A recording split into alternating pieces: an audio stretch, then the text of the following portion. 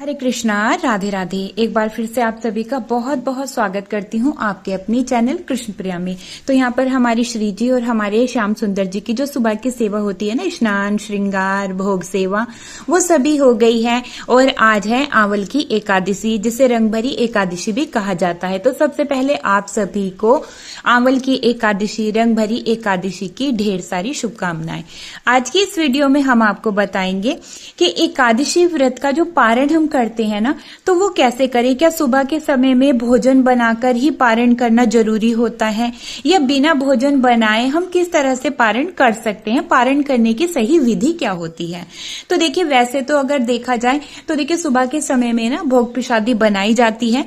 फिर सबसे पहले आपके घर पर अगर लड्डू गोपाल जी की, श्री जी की सेवा है, ये शालिग्राम जी हैं, तो उनको स्नान अच्छे से कराएं। आप कच्चे दूध से भी स्नान करवा सकते हैं, पंचामृत से भी, और शुद्ध जल से भी आप स्नान करवा सकते हैं। स्नान कराने के बाद में आप उनको आसन पर विराजमान करें, उनको तुलसी पत्ता, तुलसी मंजरी अर्पित करें, और उसके बाद में आपको पूजा करनी है। जैसे कि आप एकादशी का पूजन करते हैं ना, बिल्कुल उसी तरीके से आपको जो है भोग प्रसादी अर्पित करनी है। थोड़ा सा जल जरूर से रखना चाहिए। और उसके बाद में आपको जो है जो भोग प्रसादी आपने अगर बना ली है घर पे, जैसे कि आप पूरी पकवान आज के दिन बनाया जाता है, मतलब जब पारण किया जाता है एकादशी से अगले दिन, तो पूरी पकवान घर पे बनाए जाते हैं। तो अगर आपने भोजन तैयार कर लिया है, तो सर्वप्रथम आपको जो है ब्राह्मण देव को भोजन कराना होता है। तो आप जो है एक पंडित जी को खाना खिलवा सकते हैं, 2 या अपने सामर्थ्य के अनुसार करवा सकते हैं भोजन पंडित जी को। और अगर ऐसा ना हो पाए कि हाँ आप किसी ब्राह्मण को भोजन नहीं करवा पा रहे हैं, तो आपको क्या करना है ना, कच्चा सीधा निकालना है। कच्चे सीधे में आप क्या निकाल सकते हैं, आप कच्चे सीधे में गुड़, आटा, और आज के दिन आप चावल निकालें जरूर से, ठीक है। दाल निकाल सकते हैं, आप फल निकाल सकते हैं। सब्जी में आप आलू, टमाटर, इस तरह की सब्जी आप निकाल सकते हैं। बहुत सारी सब्जी ऐसी होती हैं जो कि ना तामसिक मतलब उनको माना जाता है, तो ऐसी सब्जी का दान हमें नहीं करना होता है, ठीक है। और कुछ दक्षिणा आपको जरूर से निकाल के रखनी है। तो जैसे आपने सीधा निकाला, और सीधा निकाल के आप रखेंगे एक पॉलिथीन में करके, या मतलब एक थाली में करके, और फिर आपको उसमें कुछ दक्षिणा रखनी है। और दक्षिणा रखने के बाद आपको थोड़ा सा जल इस तरह से जो है 2 बार या फिर 5 बार आपको उस सीधे के ऊपर घुमाना है, ठीक है। और फिर आपको प्रणाम करना है, और प्रणाम करने के बाद में वो सीधा आपको पंडित जी के नाम से निकाल के रखना है। तो बाद में जब भी आप कभी भी मंदिर जाएंगे, या आपके आसपास में कोई ऐसे लोग रहते हैं जो कि मतलब बहुत जरूरतमंद हैं, तो आप उनको ये सीधा दे सकते हैं, ठीक है। और बाद में नहीं तो आप शाम के समय में या दोपहर में, जब भी आपको समय लगे, आप ये सीधा मंदिर में निकाल के दे सकते हैं पंडित जी को, ठीक है।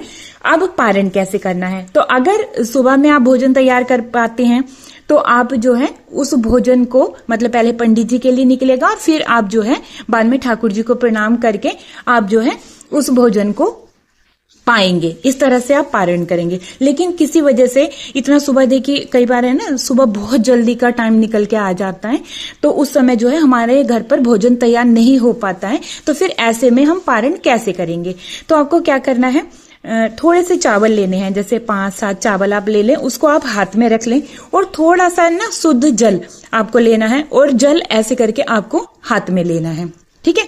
फिर भगवान से आपको प्रार्थना करनी है, और उनसे विनती करनी है कि प्रभु, अब मेरा व्रत पूर्ण होने के लिए जा रहा है, और अब मैं व्रत का पारण करने के लिए जा रही हूँ, ठीक है। इस तरह से फिर आपको जो है ये आपको पी लेना है, मतलब ये जल और चावल जो है ना, ये आपको प्रसाद रूप में ग्रहण करने हैं। और ग्रहण करने के बाद आपका व्रत का जो है पारण हो जाएगा। उसके बाद में आप चाय, दूध, या जो भी आपने अपने घर पर भोजन तैयार किया है, उसका आप जो है भोग प्रभु को लगाएं, और फिर आप उसको ग्रहण कर लें, ठीक है।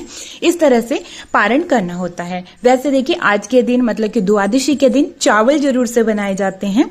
सुबह के समय में आप चावल बना सकते हैं, या फिर आप जो है दोपहर के समय में भी चावल बना के सबसे पहले आप लड्डू गोपाल जी, ठाकुर जी को, श्री जी को भोग लगाएंगे, और उसके बाद में ही आप जो है उसको जरूर से प्रसाद रूप में ग्रहण करेंगे। लेकिन द्वादशी के दिन चावल जरूर से बनाए जाते हैं, और ठाकुर जी को मीठे चावल का भोग लगाया जाता है। मतलब आप थोड़ा सा उसमें बूरा या चीनी मिला के, जैसे जो भी आप दाल बनाएंगे या सब्जी बनाएंगे चावल के साथ में, तो उसमें आप थोड़ी सी चीनी जरूर से रखें, है ना, या बूरा रखें, और फिर आप ठाकुर जी को भोग लगाएं और बाद में आप उस प्रसाद को जरूर से पाएं। तो जी इस तरह से आप जो है बिल्कुल आसान तरीके से पारण कर सकते हैं। उम्मीद करती हूँ आज की वीडियो आप सभी को बहुत पसंद आई होगी। वीडियो अच्छी लगी तो लाइक शेयर जरूर से कीजिएगा। चैनल पर पहली बार आए हैं तो प्लीज चैनल को सब्सक्राइब जरूर से कर लीजिएगा। सभी को राधे राधे, हरे कृष्णा।